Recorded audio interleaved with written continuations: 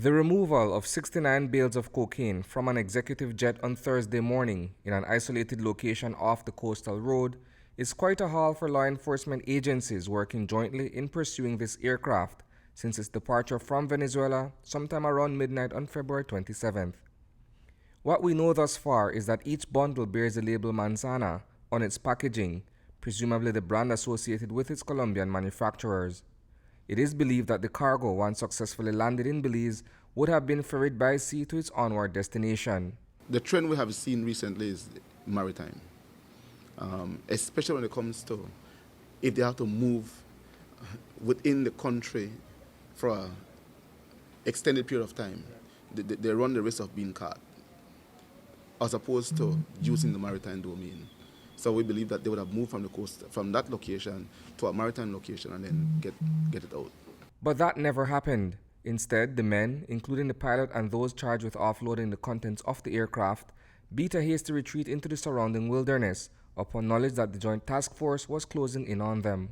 We do see trucks in the area for vehicles, and there's some roads in the area.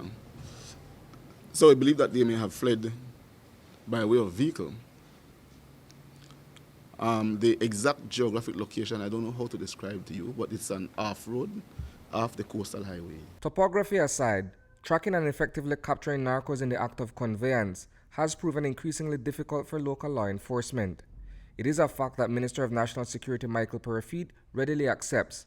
However, challenges notwithstanding, he says that the country continues to receive support from its regional counterparts. We absolutely have the respect and the confidence of the DEA and many other U.S. agencies to try and fight the scourge of drug trafficking. So the collaboration has improved. It will only get better as we go forward and ask for the help that we need in terms of artillery and the necessary technology to not only track and follow these planes or the transshipment of drugs, but also to deal with it from a tactical standpoint once there's unfortunately or regrettably any confrontation on the ground. Thankfully, the responding officers did not come under gunfire when they approached the aircraft.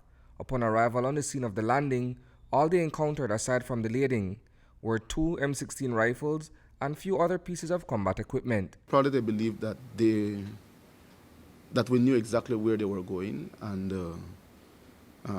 they might have suspected that we have been informed that the plane would land there. And it could be that they didn't have sufficient manpower and firepower, so they wouldn't stay and fight with the police. The last time when we had that firefight in the coastal road, there were only about 4 persons.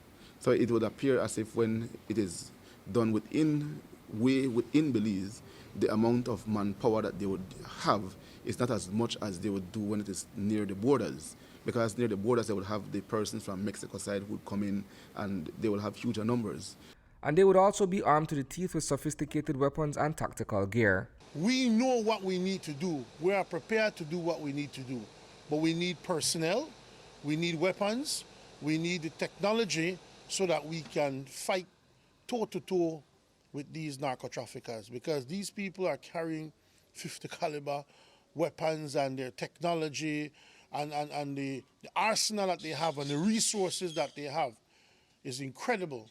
So the state has to, at the very least, match what they have so that we can be successful in stopping them from moving the drugs. Reporting for News 5, I am Isani Cayetano.